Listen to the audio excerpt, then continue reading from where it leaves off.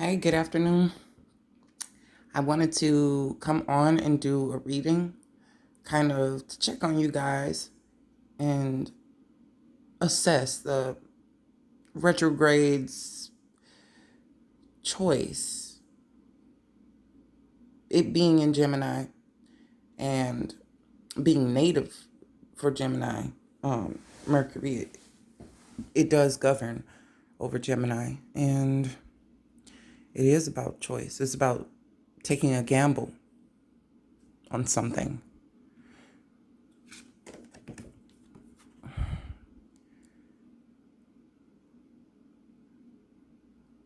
There's a lot to unpack in this card. There are so many things that people consider unlucky or have superstitions towards, even have made their own assumptions about, and live life with these associations. Here we do see, the triple sevens. That is considered a good luck thing, or the number 13. Some people think it is lucky and some people don't. It depends on your interaction with whatever totem it is. Horseshoes, we have shamrocks here, cards, dice, broken mirror, black cat, the luck of the draw, life is a gamble. I'm getting all of these types of sayings. If a black cat crosses your path, it's because it has somewhere to go.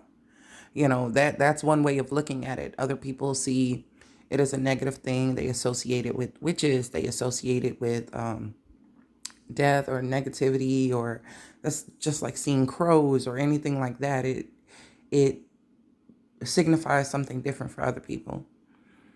Now, this broken mirror here, I feel that these things are based off of past experience where you're not seeing correctly. The perception could be skewed.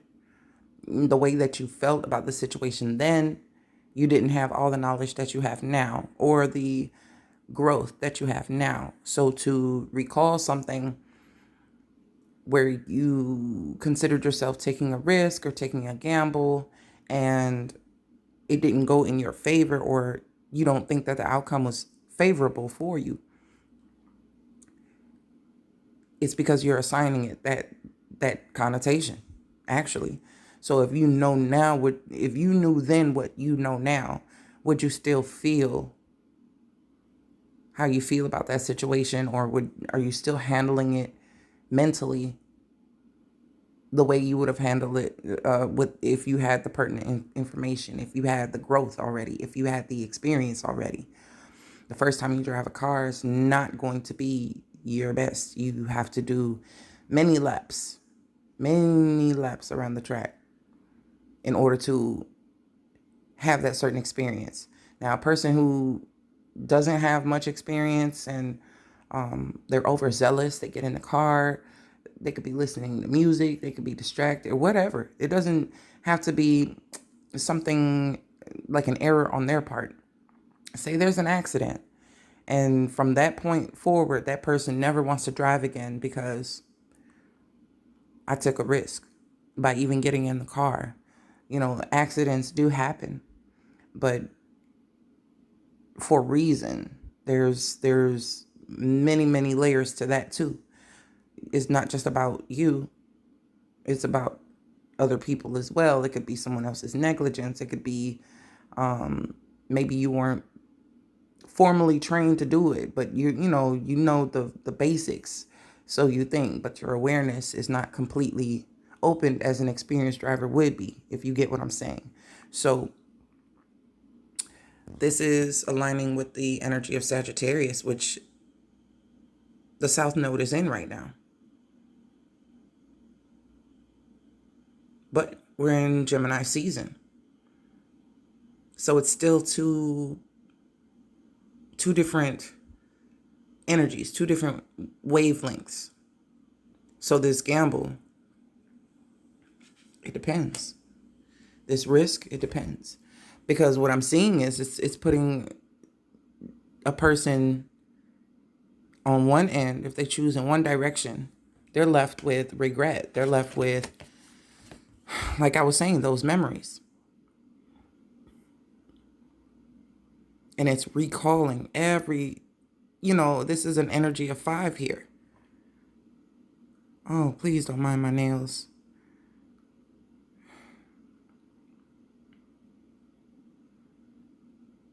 She's in all this blue. She's nostalgic.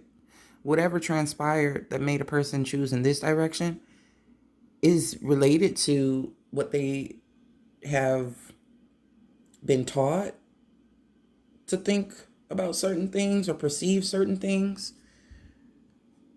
So it's like, okay, like I'm just gonna tuck that away in my memory bank with all the, especially if it relates to something very specific or triggers something very specific from their past, their new occurrence that they took a chance on or didn't take a chance on is going to be stored near something else of a similar vibration, which is of difficulty or abandonment or regret, loss, feeling without.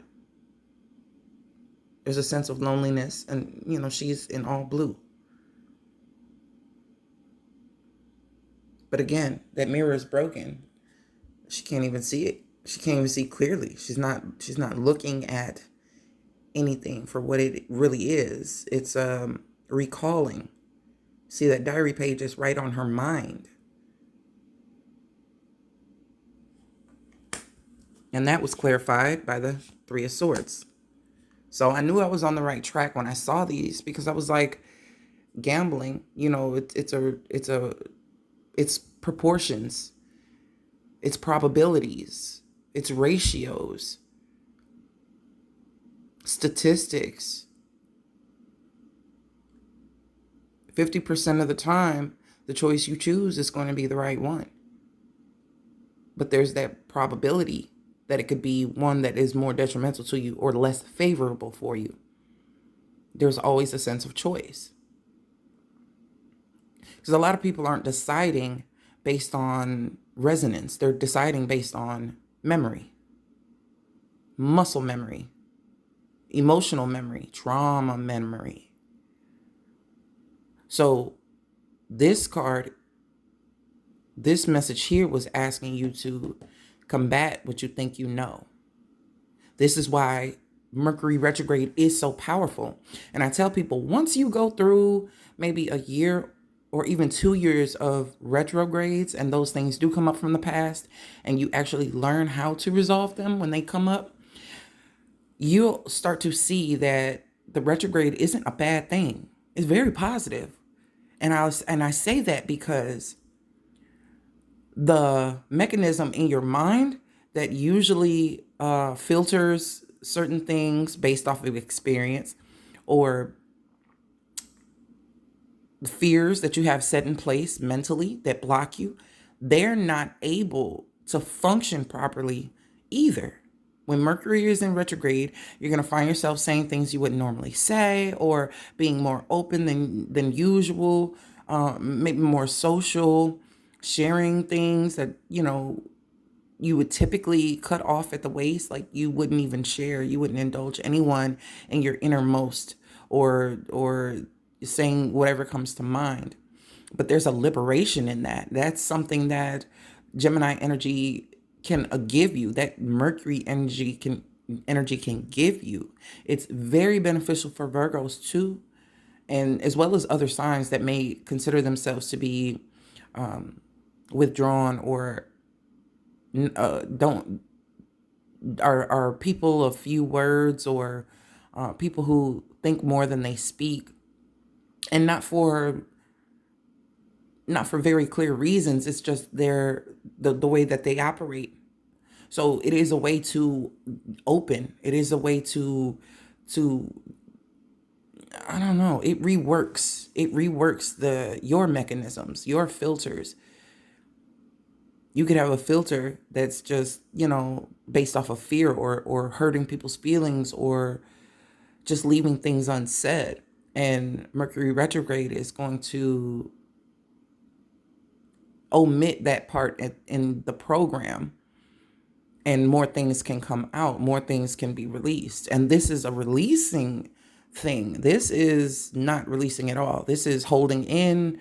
This is collecting pain, collecting thoughts of pain when things went sour, because the choice was predetermined. It's almost as if, if it's insanity. If you always do what you've always done, you'll always get what you've always gotten. And if you don't have shit, or feel like you don't have shit, or don't have anyone, or no one has you, you're continuing to choose opportunities, people, situations, jobs, or whatever based on that notion, you will be left in this state. And on the inverse, choosing differently is where the breakthrough is. It's where the clarity comes, where people are, thinking Mercury retrograde is about confusion and it's about this and that. No, it gets you very clear. When you don't have the mind interfering, the only thing that should be left is truth. Because you can't think up something and contrive it and try to play with this energy here. You can. You very well can. But like I said, it's muscle memory. It's not an actual, factual, definite downfall. It's the perceived memory. It's the muscle memory that's putting you back in a situation or causing you to repeat on autopilot the same thought patterns, the same thought forms, the same choices that have always left you nowhere. This is your lesson. It doesn't involve anyone else specifically, not here. Your pain, your heartbreak, those situations are because the choices you made. And I distinctly remember reading the Goosebumps books when I was a kid. This was early 90s.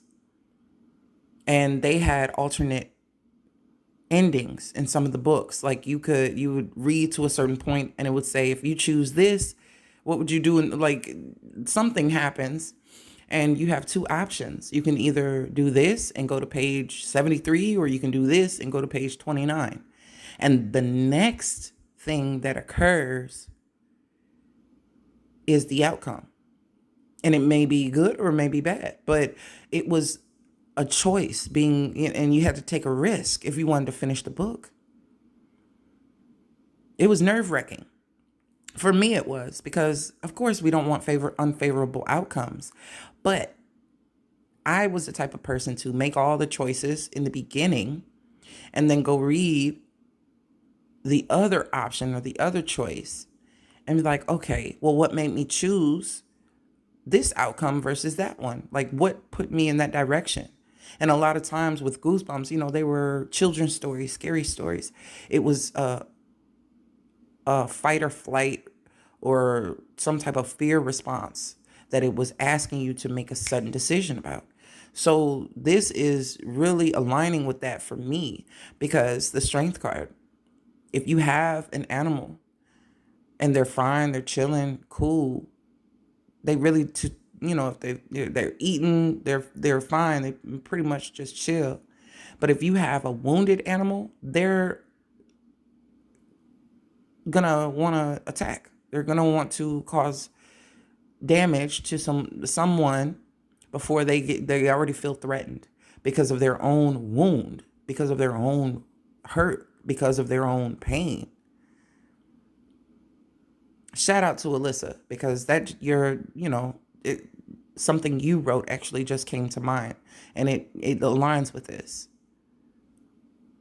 So a person who is healthy won't have the fear of something approaching them, because they'll be in a state to accept, to act, not react out of memory, out of frantic energy. And this isn't frantic here. It's the aftermath of an erratic decision based off of memory, based off of painful memory. It's not even positive stuff that you're relying on in order to make these decisions. But that's where you have the opportunity to change the outcome.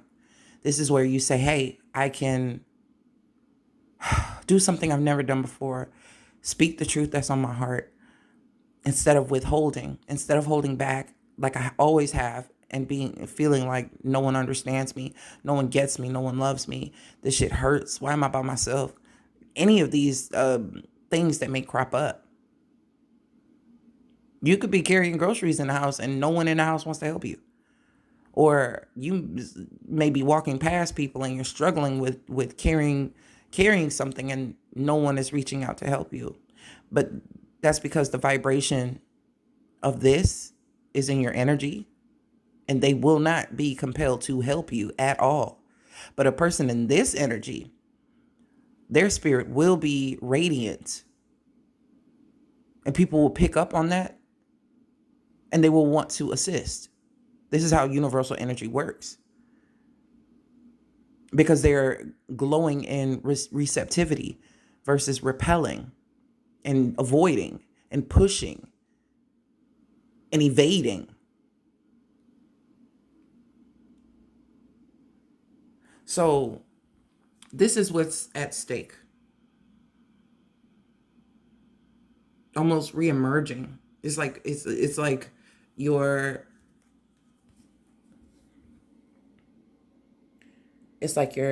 most evolved self, right? Because this also, he looks like he has wings. Can be a watcher over you, angelic assignment.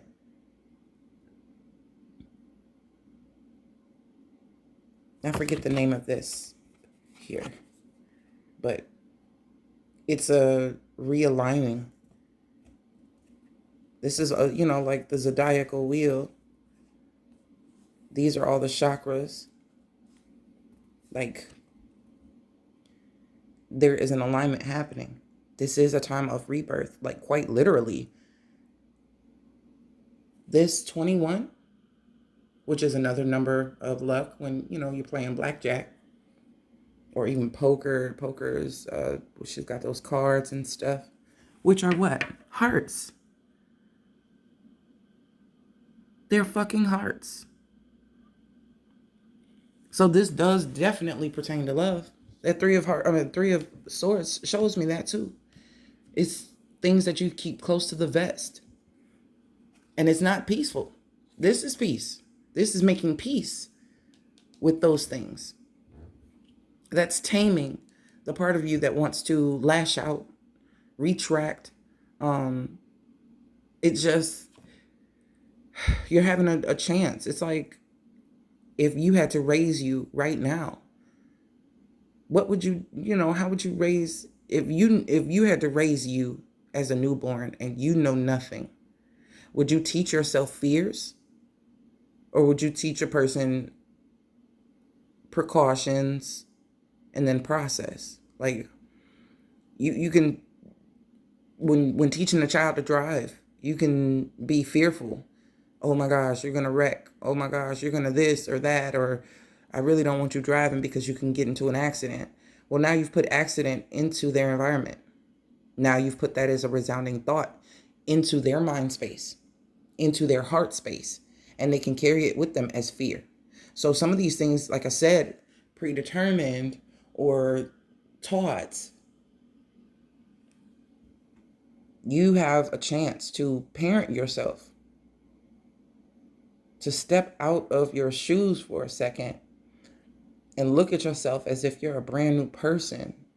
And if you had to show yourself the ropes, how would you relay the information so that the choices that you make, the risks that you take, you can be confident in?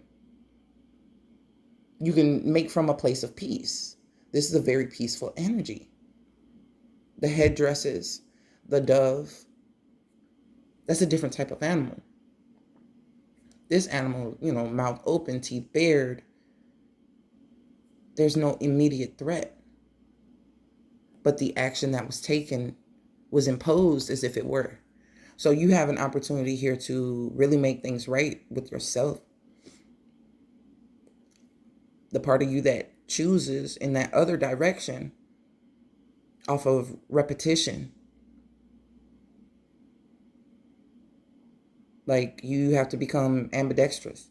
If you know you're right-handed and you typically choose things on the right side of you, you're not in alignment, because the right side of your body aligns with the left side of your brain.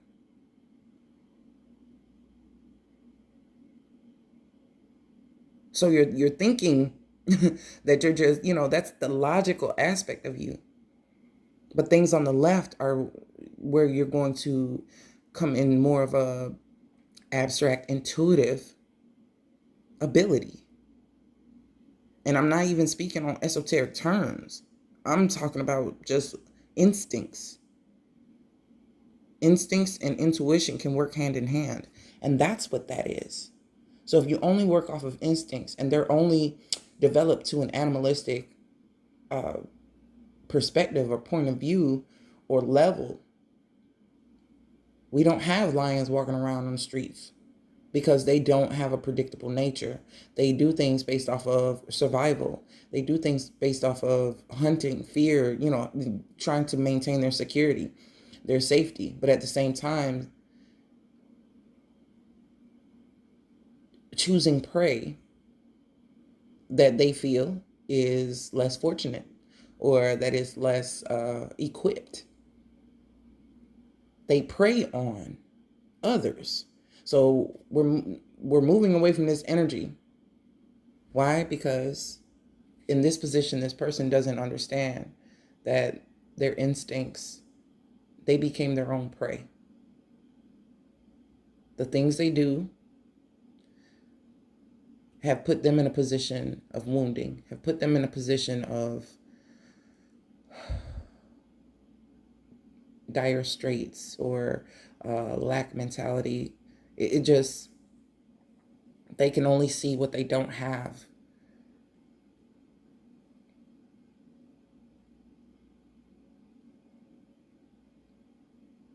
But not even recognizing that everything that was written was theirs. That once you put it down on paper, once it's written word, once it's, it really is detrimental to the mind, because it never goes away. It's always kept there. It's always kept there, and it's being recalled. So now there's no immediate threat coming towards you. It's your own thoughts playing back to you. You have become the prey of your own mind, of your own actions.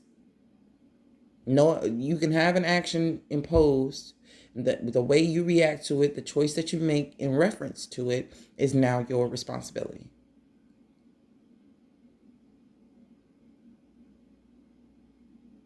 Not excusing anybody else's behavior towards you, but the decision you make as an answer or as a rebuttal or as a next step in a situation is your responsibility. It always was and it always is. So you can blame it on the fact that you were not intelligent enough to make a certain decision, not old enough, not wise enough, not mature enough. You can keep these things repetitive in your mind and your heart if you'd like to. But what I'm telling you is, you have to look at yourself. If you had to parent that person going through that situation, and I've said this before, what advice, what type of talking to would you give yourself in order to have them make the best possible decision that would keep them from this? They have to have enough information. They have to have enough information in order to know that there is a choice to be made. There will be a choice to be made. But if you have enough information, okay, when it arises, you would have a better probability of choosing rightly than choosing out of ignorance, not having enough information or not considering yourself mature or wise enough. You can make a decision because you will have the information. Once you allow yourself the opportunity, like, take that shit back. to when you were a kid. Like if you're still bringing up old memories and stuff like that, it's because there's something there you have to resolve. Maybe not with a specific person, maybe with uh there's something about a situation that just rubbed you the wrong way, and it bothers you, but it bothers you because it's a thorn. It's like a splinter underneath the surface of the skin, where the skin is kind of healed over it. But every once in a while you'll put pressure on it, and you can feel it still stinging or still poking you, or it's a nuisance, you know. Those nuisances, they fester, and it can get infected, you know what I mean? And then you have something just really, really nasty. You got to take care of it as soon as you can. If you know that there's a annoyance and there's a nuisance, and it has to do with, something you've experienced or remember, you have to confront that shit. Don't let it come meet you at your doorstep while you're on your way out the door to heading somewhere important. And proverbially, like, this is life. Figuratively, this is life. You're always heading somewhere. You're always going in some kind of direction. You don't want that to be a detour that takes you down, that takes you miles off of track, miles off of course.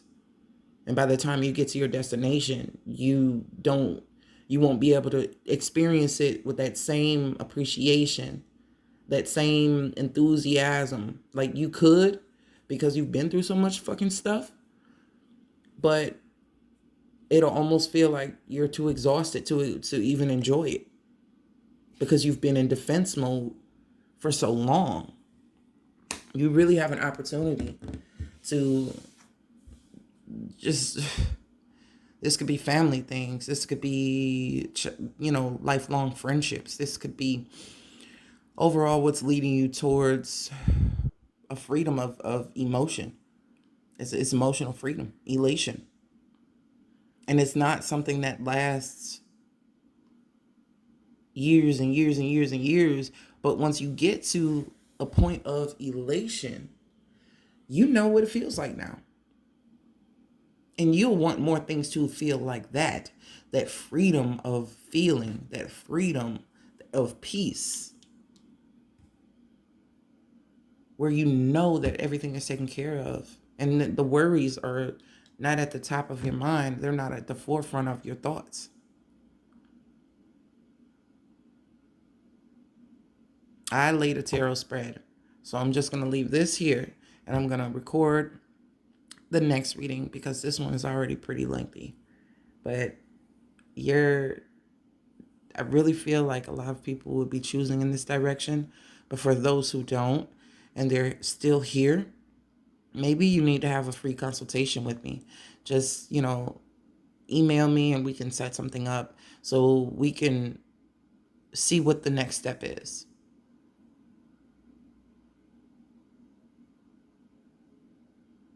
Okay, so I hope it resonated. And if it didn't resonate, that's a good thing. So even if it did resonate, that's a good thing as well, because it'll let you know where you are, and where you could potentially be going, which I think is pretty amazing. It is like a new level of life you're about to access, and this is much needed right about now. Okay, so I'll see you guys soon.